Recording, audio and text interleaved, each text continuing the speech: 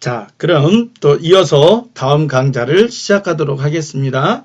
자, 우리가 이제 7번 문제는 앞에 6번 문제와 동일하게 취득에서 처분까지의 예제입니다. 그래서 여러분들이 이거는 또 여러분 한번 그 6번을 생각하시면서 다시 한번 풀어봐 주시면 좋겠습니다. 자, 비슷한 문제입니다. 자, 8번 문제를 한번 풀어보도록 하겠습니다. 자, 8번 문제를 보시죠. 자, 10월 1일 날 단기 매매 증권 처분 가액을 계산하면 그러면 이제 10월 1일 날 처분 금액이 얼마냐라고 이걸 이제 질문을 한 겁니다.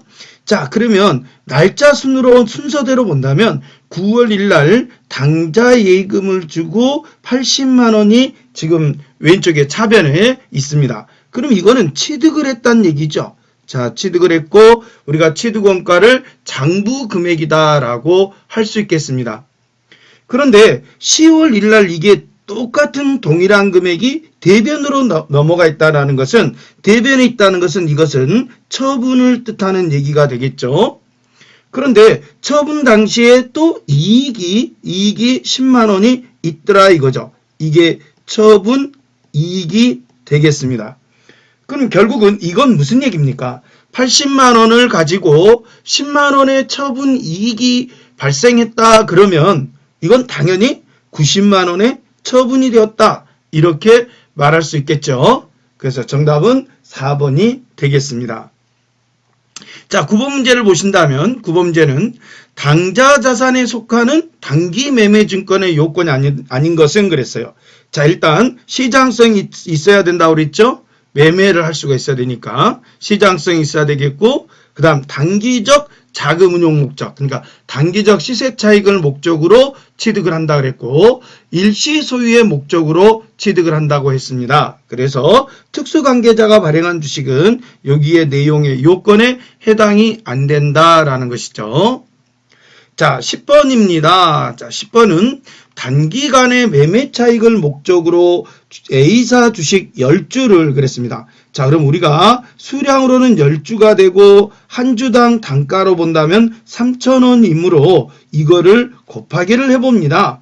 그러면 10주에 3,000원이니까 어때요? 3만 원이 지금 이제 취득 원가가 될 거고 거래 수수료 2,000원을 지급했다. 그럼 이 거래 수수료는 어때요? 별도로 우리가 수수료 비용이라고 한다 그랬으니까 취득 원가에는 이거는 이제 상관이 없겠죠. 다만 얘가 뭐가 발생했다라고 우리는 생각해야 됩니까? 수수료 비용이니까 비용이 2,000원이 별도다. 이렇게 이제 별도로 이거를 이렇게 이제 보시면 되겠죠. 그러면 결산일 현재 A사의 공정가액은 주당 3,100원이다 그랬습니다. 그러면 10주고 그 다음에 3,100원이므로 31,000원이 바로 이제 공정가액이 되겠죠. 즉 시가가 현재 시가가 31,000원이다 라고 합니다. 그럼 이 둘을 비교해 봅니다. 이 둘을 비교해 보면 3만원의 취득에서 31,000원에 뭐가 생겼습니까? 평가 이익이 1,000원이 발생을 했다라고 보겠죠. 그러면 이익은 여러분들 아시다시피 수익이지 않습니까? 그러면 여기서 먼저 결론적으로 본다면 자, 이제 우리는 수수료 비용이라는 비용이 2,000원 들어갔고 취득을 하면서 그 다음 평가를 하면서 수익이 1,000원이 발생했다라는 걸 알 수 있네요.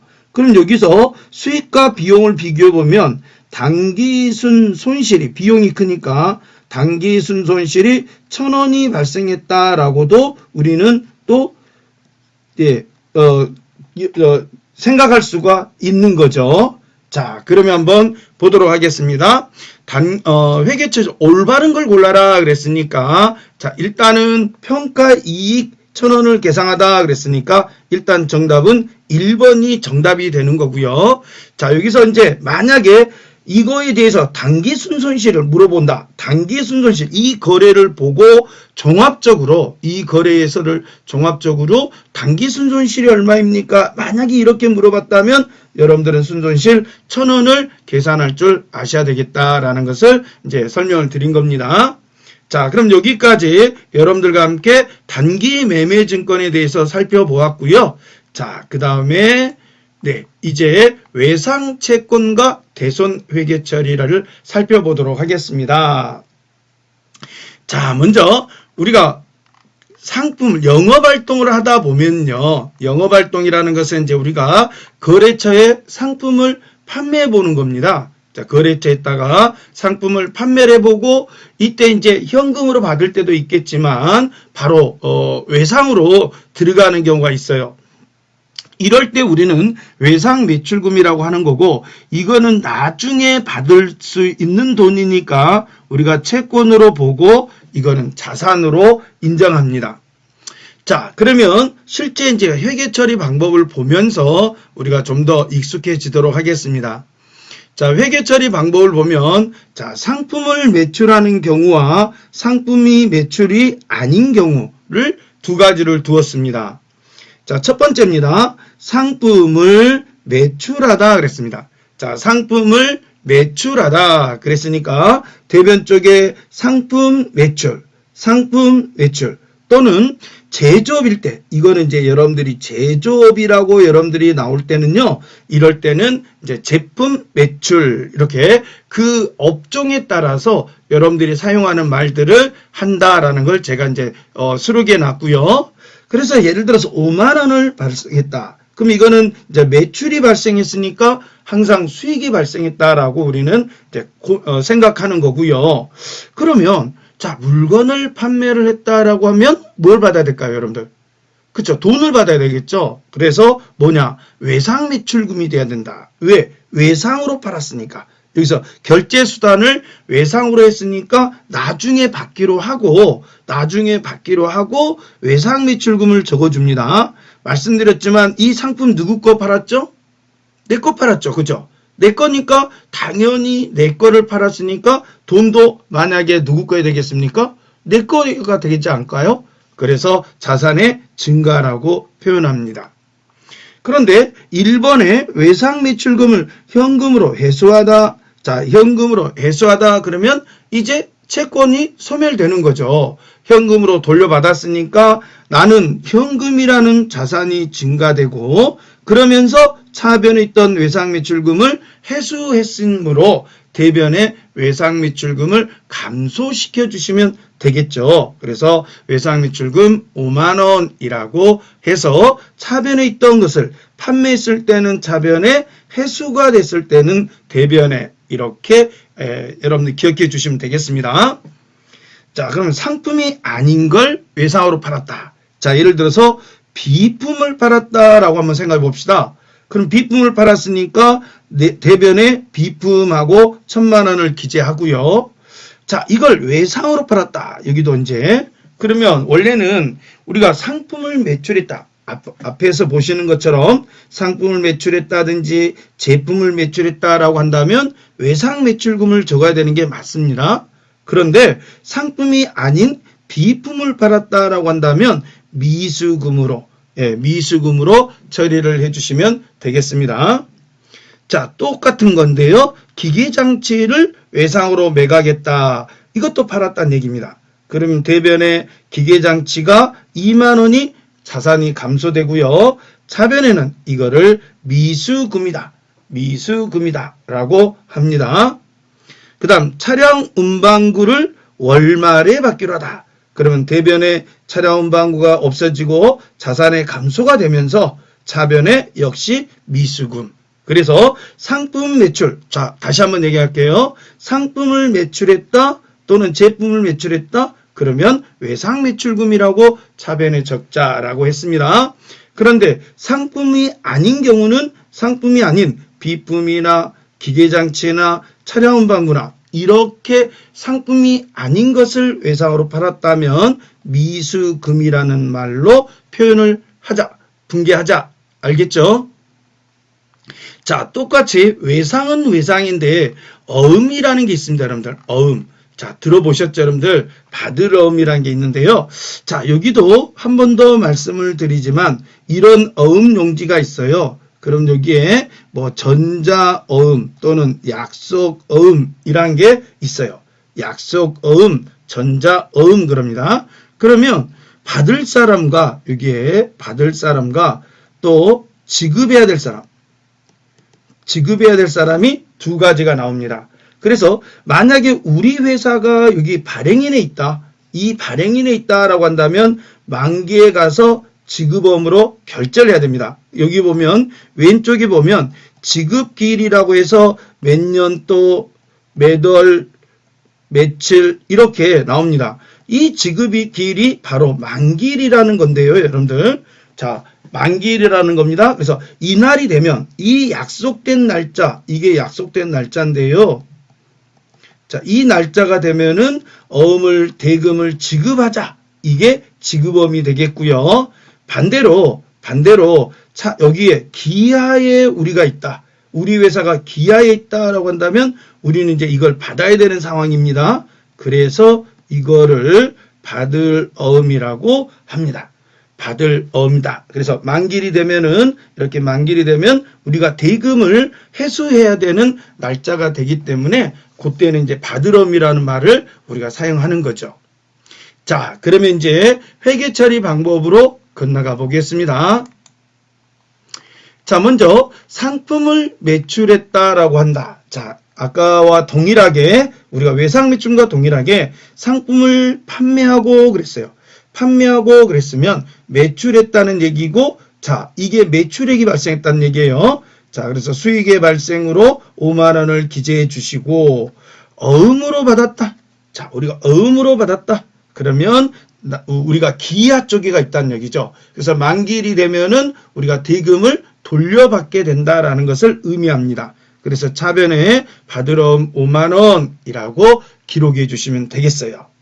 자, 근데 상품이 아니다. 만약에 예를 들어서 비품을 팔았다. 또는 뭐 비품 또는 기계장치. 제가 여기 이제 적어드렸는데 비품 또는 기계장치. 여기는 뭐 기계장치만 나왔지만 우리가 이제 추가로 비품이라는 걸 한번 해봅시다. 자, 그래서 비품을 팔았다면 비품, 또 기계장치를 팔았다면 기계장치 이렇게 우리가 적어봐야 될 것 같습니다. 자, 그래서 이렇게 기계나 비품을 팔았고 어음을 받았어요. 자, 그러면 우리는 보통 이제 어음을 받았다 그러니까 받을 어음을 적지만 그렇게 하시면 안 돼요. 왜 그러냐면 이 비품하고 기계는 뭐예요? 상품이 아니라는 거죠. 상품 매출이 아니니까 이것은 미수금이라는 말로 바꿔야 된다. 그러니까 외상 매출금과 정리하자면 이렇습니다. 정리를 하자면 그러니까 외상 매출금하고 받을 어음이다라고 표현하려면 상품 매출이 돼야 돼요. 알았죠? 자, 근데 비품이나 기계장치나 이런 것 등이다라고 한다면 어음을 받았다 하면 뭐예요? 미수금이다. 미수금이다. 이렇게 한다는 거. 자, 돈을 빌려줄 때도 마찬가지예요. 현금 45,000원을 대여하고, 자, 이거는 뭐예요? 이거는, 자, 대체, 어떻게 보면은 이제 영수증이죠. 증빙이 있죠. 그래서 돈을 빌려줬으니까 대변은 현금 45,000원 이렇게 적습니다. 그런데 어음을 받았대요. 근데 지금 보면 조금 전에도 말씀드렸지만 상품을 판 게 아니라 현금이 지금 대변에 사라진 거죠. 현금이 대변에 있음으로써 차변에는 뭐예요? 단기 대여금이다 라고 우리는 표현을 해야 되겠죠. 자, 그러면 이제 여기까지 이제 우리가 공부를 하셨고요. 자, 실제로 우리가 이제 중요한 겁니다. 여러분들 이제 중요한 거고, 예, 이거는 이제 시험에 출제 경향이 빈도가 굉장히 높은 겁니다. 이거는 출제 빈도수가 항상 거의 시험에 출제될 정도로, 그래서 우리가 이거는 제가 100% 출제다 이렇게 적어 드릴게요. 기억해 주십시오. 그러나 이게 모두 나온다는 건 아니기 때문에 어떤 거는 좀 자주 출제되지만 또 이제 또 그렇지 않는 경우도 있습니다. 그래서 우리가 사실 많이 시험에 출제되는 경우가 요 두 가지예요. 배서 양도하고 할인. 요게 우리 시험에 자주 나옵니다. 배서 양도하고 할인하고 요거는 중요하다. 요건 중요하다. 특히 기억해 주세요. 자, 아까 제가 어음 용지를 모양 형태를 말씀드렸죠. 지급기일이 있어요. 그럼 지급기일이란 게 뭐냐? 만기일입니다. 그래서 그때에 맞춰서 우리가 돈을 대금을 돌려받게 되는 거죠. 그럼 차변에 있던 어음이 어디로 갑니까? 자, 그러니까 보유한 어음이 만기가 되어서 현금으로 받았다. 그러면 보유한 어음이었으니까 받으럼을 의미하는 거고 그 받으럼을 현금으로 돌려받았으니까 받으럼이 대변에 감소되고 차변에 현금이 입금이 되는 거죠. 차변에 현금, 대변에 받으럼 이렇게 되는 거죠. 자, 이번에는 배서양도입니다. 자, 배서양도라는 것은 뭐냐? 어음 뒷면을 보면 우리가 어음의 뒷면을 보면 예를 들어서 A가 B에게 B는 C에게 이렇게 어음을 돌려줄 수가 있습니다. 이전이 가능해요. 이동이 가능하다.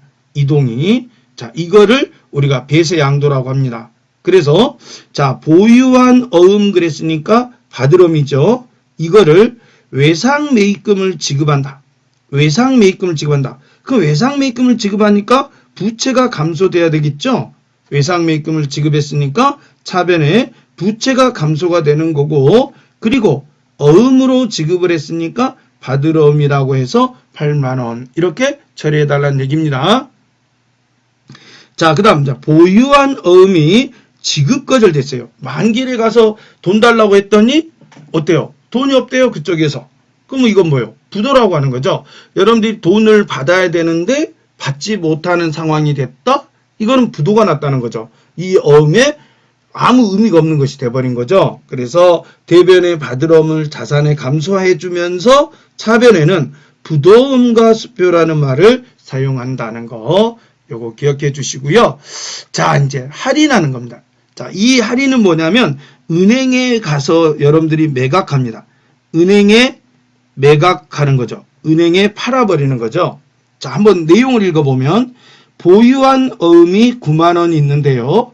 이 할인율은 12%라고 하고 할인 횟수는 4개월로 해서 우리은행에서 할인하고 이렇게 할인하고 그러면 은행에 매각을 했다는 얘기입니다. 그래서 나머지는 당자예금으로 입금받았다라고 하는데요. 그럼 대변의 받으럼이 9만원입니다. 대변의 받으럼이 9만원인데 여기에 계산식에 따라서 자, 원금에다가 어음의 원금 곱하기 이율 곱하기 기간 하면은 이제 우리가 이자 또는 할인료 이게 이자 공식이면서 할인료 공식이 되겠습니다. 그래서 원금 곱하기 이율 곱하기 기간입니다.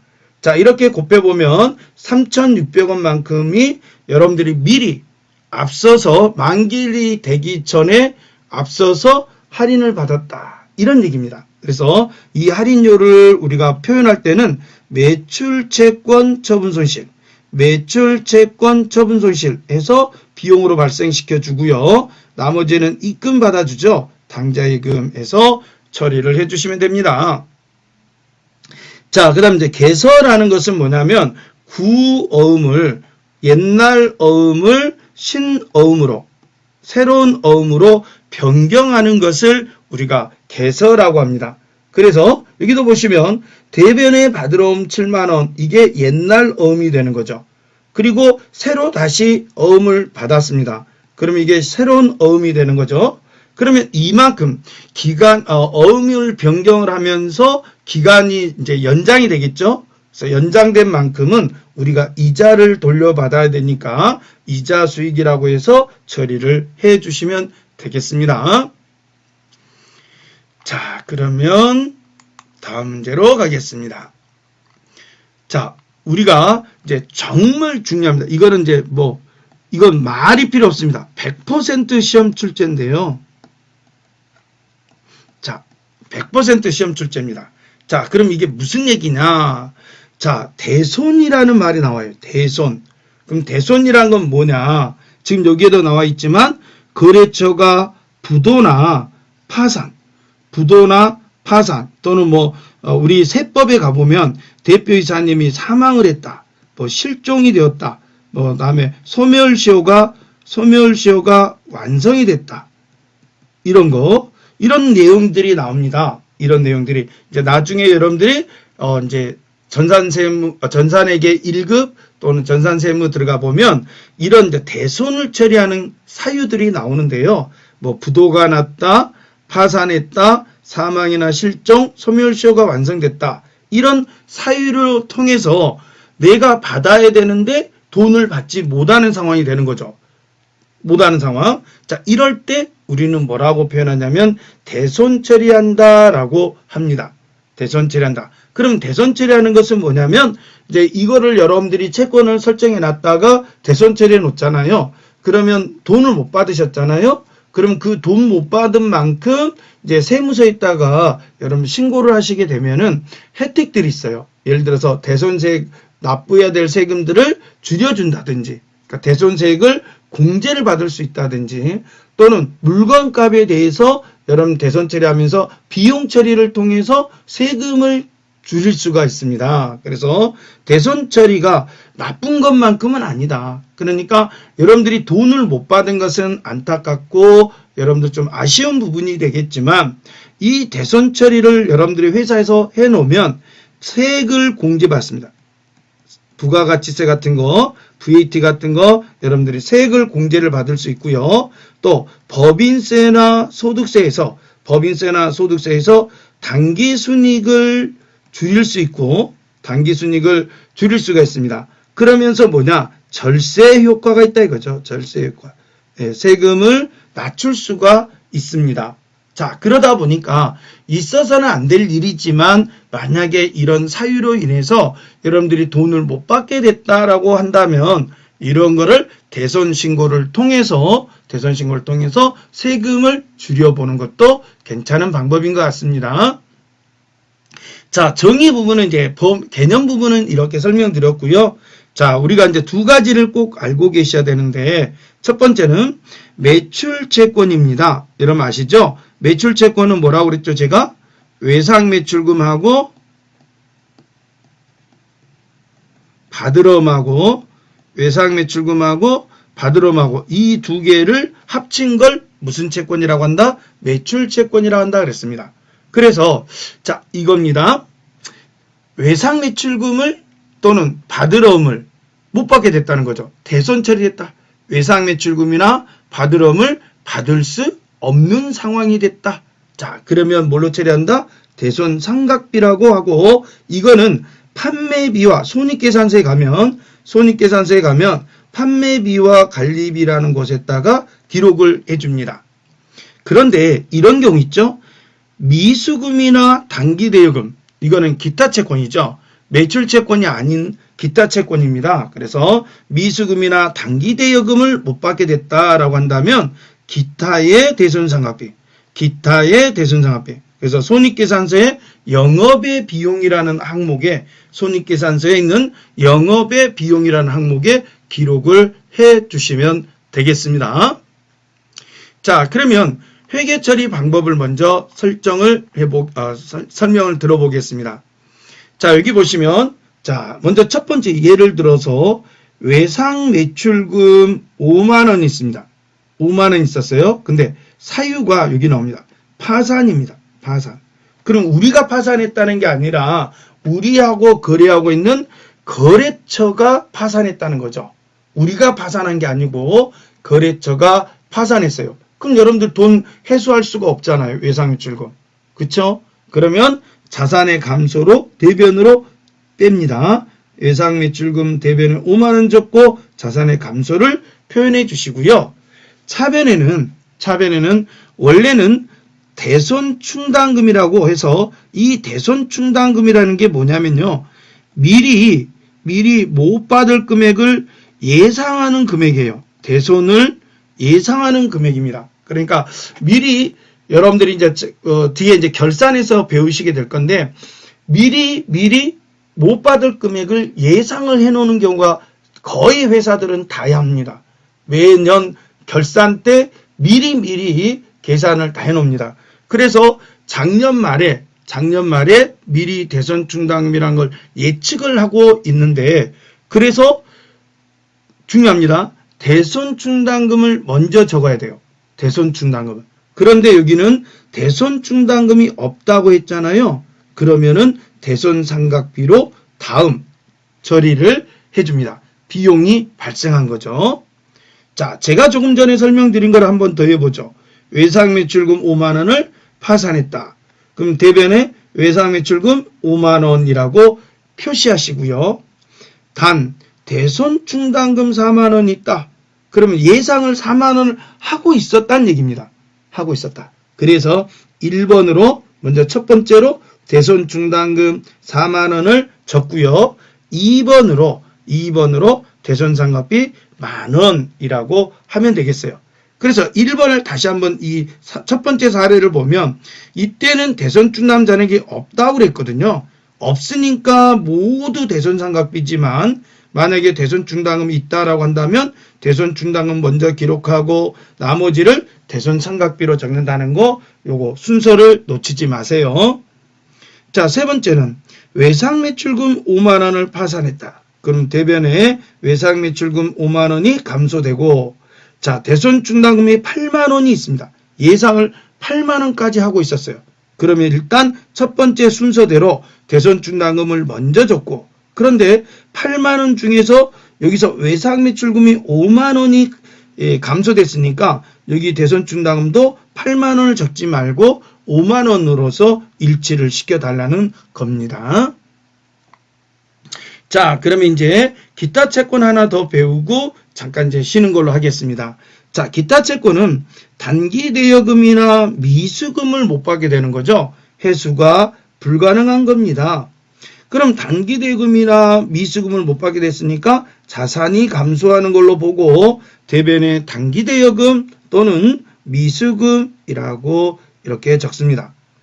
그리고 나서 차변에는 대손 충당금이 있다 그랬으니까 먼저 예상한 금액을 먼저 적고요.